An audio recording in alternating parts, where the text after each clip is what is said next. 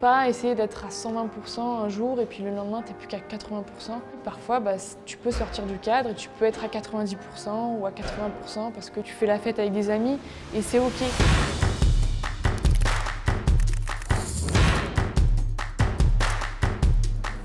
Alors aujourd'hui, on se retrouve pour parler un petit peu de ton quotidien d'athlète de haut niveau. Est-ce que tu peux nous partager ta routine quotidienne? Comment se passe ta journée? À quelle heure tu te réveilles? Ouais, donc moi ma journée généralement je me réveille à 6h30, je prends mon petit déjeuner. Après du coup j'arrive à 7h30 au bord du bassin.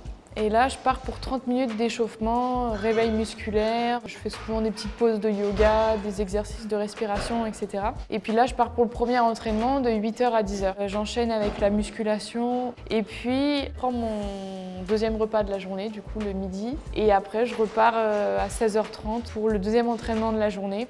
Okay. Et je m'entraîne de 17h à 19h. Et puis après 19h, souvent, il y a un temps que je dédie à la récupération. Ça peut être des étirements, ça peut être bain chaud, bain froid, ça peut être du kiné. Ça fait quand même des journées plutôt chargées. Et puis après, je rentre chez moi et puis je mange mon dîner. Et voilà, une petite série, un petit film et puis je vais dormir. Pas trop tard, je pense, pour se lever à 6h30 du coup. Ouais, c'est ça, pas trop tard. J'essaye en ce moment de me coucher vers 22h15. Comment toi, arrives à gérer entre ta vie perso et justement cette routine qui est imposante? Comment tu gères cet équilibre entre les deux? Ouais, c'est vrai que c'est pas facile parce que la natation, enfin les entraînements, ils prennent beaucoup de place. Ce qui est vraiment important, c'est de quand même garder cet aspect social, on va dire, et vie personnelle.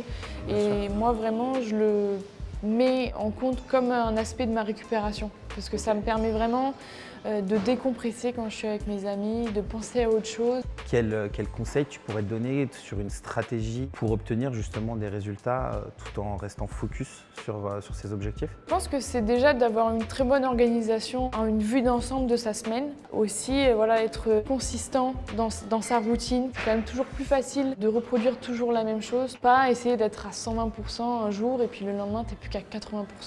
Mais essayer d'être peut-être à 98% tous les jours de la semaine.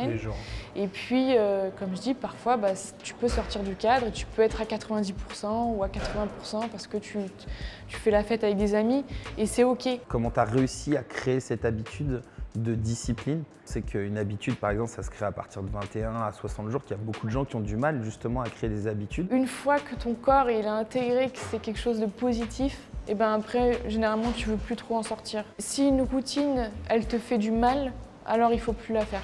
Ok. Merci Marie, on se retrouve sur un prochain épisode. Merci.